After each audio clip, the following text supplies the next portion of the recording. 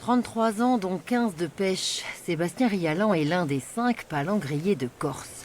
Il pêche le thon rouge comme le faisait son père à bord de ce bateau qu'ils ont fait construire ensemble. J'ai choisi, c'est parce que je suis né dedans. Mon père n'a toujours pêché que ça.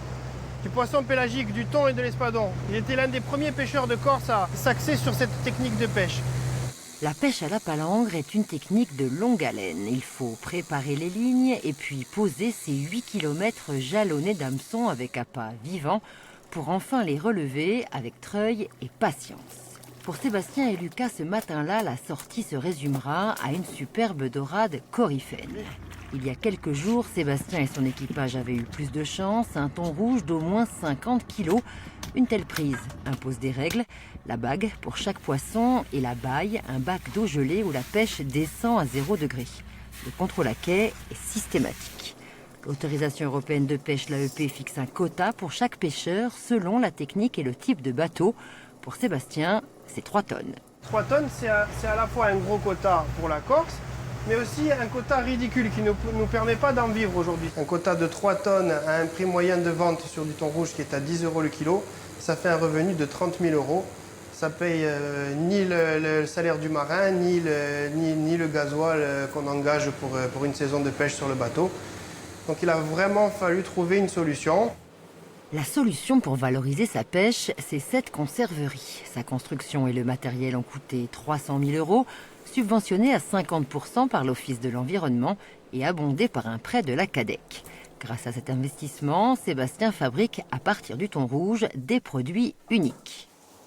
C'est une huile qui a été sélectionnée avec le chef étoilé. Je positionne mes agrumes.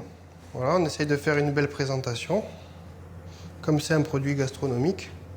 Après, je mets mes bâtonnets de thon. La moitié de sa pêche sera désormais vendue dans ces bocaux, une gamme de produits de luxe qui multiplie par 4 la valeur ajoutée du poisson.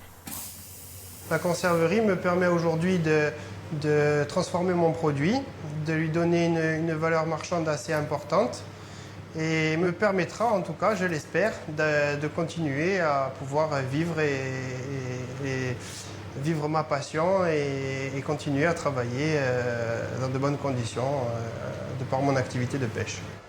Le pêcheur conserve des clients pour le thon frais comme ce chef étoilé de Saint-Florent. Ouais, tiens, je t'amène un petit morceau de manche supérieure. Nickel. Top.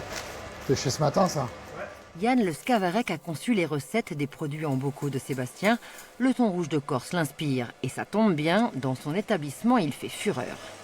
Le thon aujourd'hui à la carte, là actuellement, il y a 2 préparations, une en entrée froide et celui-ci en plat chaud. Après, il m'arrive même de faire une suggestion avec le jour, tout dépend du morceau que je vais travailler en fait. Et après, c'est un produit qu'on vend relativement bien, je pense que ça fait partie du top 3 des ventes actuellement au restaurant.